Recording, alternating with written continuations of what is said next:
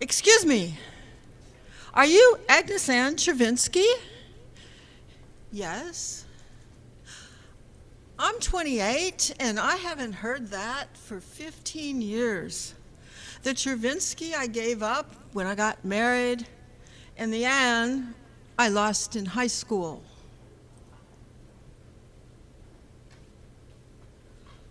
My parents gave me this autograph book 62 years ago when I was in 8th grade.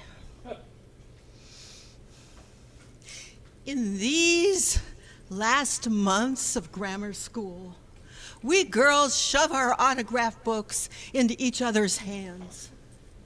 And we follow the boys around. Sign, sign. California grows oranges. Florida does too.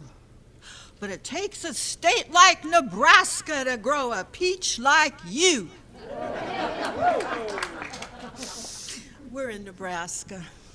The boys aren't into rhyming, and so they usually just sign their names and maybe a title of sorts. Joanne Zalone, your classmate. I sit across the room from Joanne Zalone, but the boy that I'm madly in love with sits right in front of me, David Janda. And all through 8th grade, I've watched the muscles in the back of his neck and arms develop. He wears black engineer boots with those chunky heels that make black marks across the floor in our school. He's so romantic. And when Sister, we're in a Catholic school, when Sister turns around to write on the board, Joe takes his pencil and he digs into the back of his hand and he makes homemade tattoos.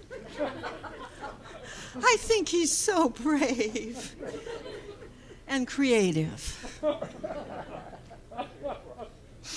When Agnes Ann goes walking with her parasol so gay, she has to take the dog along to keep the boys away.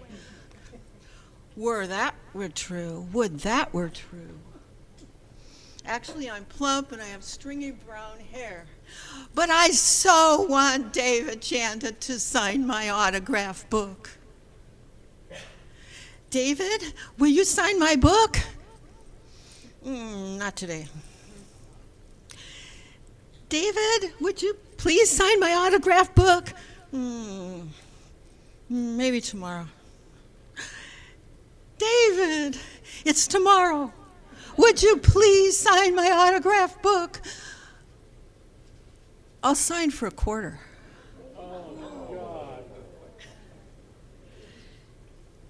Am I the kind of girl who would pay?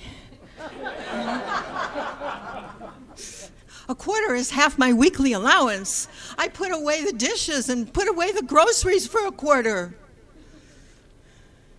But in my bedroom, I dip into my little coin purse and I pull out $0.25, and the next day at school at noon hour, I go up to David with the $0.25 and the autograph book. And he opens it and he begins to write.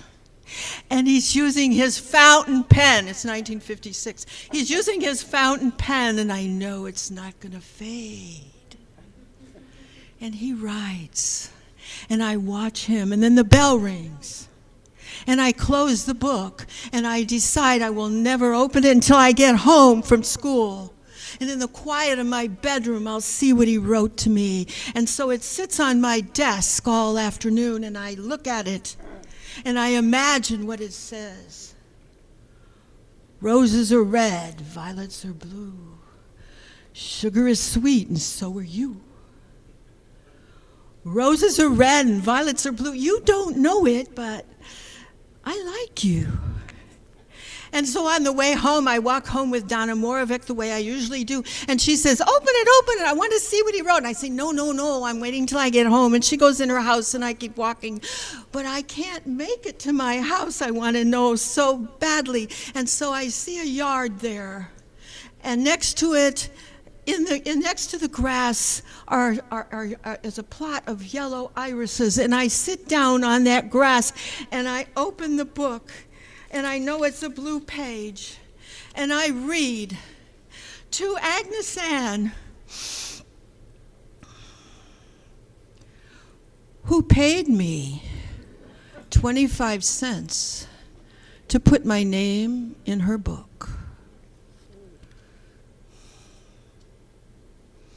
And so now, it's 15 years later, and I'm at Catholic Mass, Sunday Mass, and I go by myself because my husband and I take turns so we don't have to wake up the baby. And I've decided on this morning, as sometimes I do, to drive downtown to the hippie church, where, if you're Catholic, you know the kiss of peace. And if you're not, you know, or I'll tell you, that people walk around and people say, "Peace be with you." In traditional staid Catholic parishes, they turn to their neighbor and say, "Peace be with you." But in these 70s hippies parishes, they walk all over, and they give hugs, and they talk, and you wish they'd hurry up and end it pretty soon. So I've walked around, and now I'm back in my pew, and I'm in the front seat. I like the front row because it's right next to the bongos. And pretty soon there's a guy standing there, and he's about my age. "Excuse me, are you Agnes Ann Chervinsky?" "Yes." "I'm David. You're David Janda? I paid you a quarter." Why did I say that? "I know," he says. "I remember. And I came over here to apologize."